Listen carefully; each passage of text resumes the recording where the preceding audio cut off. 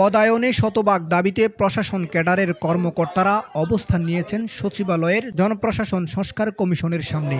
খসড়া প্রস্তাব ঘিরে প্রশাসন উত্তাল হয়ে উঠেছে। বিশেষ করে প্রশাসনের প্রভাবশালী প্রশাসন ক্যাডারের কর্মকর্তারা ক্ষোভে ফুঁসে উঠেছেন। জনপ্রশাসন সংস্কার কমিশনের নতুন প্রস্তাবের বিরোধিতা করে প্রশাসন ক্যাডারের সকল স্তরের কর্মকর্তাগণ জনপ্রশাসন সংস্কার কমিশনের সামনে অবস্থান নেয়। এ নিয়ে প্রশাসন ক্যাডারের কর্মরত কর্মকর্তারা সামাজিক যোগাযোগ মাধ্যম ফেসবুকেও প্রতিবাদের ঝড় তোলেন। 22 ডিসেম্বর সকাল 11টায় জনপ্রশাসন সংস্কার কমিশনের চেয়ারম্যান আব্দুল মুঈদ চৌধুরীর কার্যালয়ের সামনে অবস্থান নেয় প্রশাসন ক্যাডারের কর্মকর্তারা।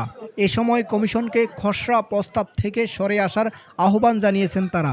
গত 17 ডিসেম্বর মঙ্গলবার সচিবালয় বিটের সাংবাদিকদের সঙ্গে মত বিনিময় সভায় জনপ্রশাসন সংস্কার কমিশনের প্রধান আব্দুল মুঈদ চৌধুরী বলেন, পরীক্ষা ছাড়া সিভিল সার্ভিসের উপসচিব এবং যুগ্ম সচিব পর্যায়ে কেউ পদোন্নতি পাবে না বলে সুপারিশ করা হচ্ছে।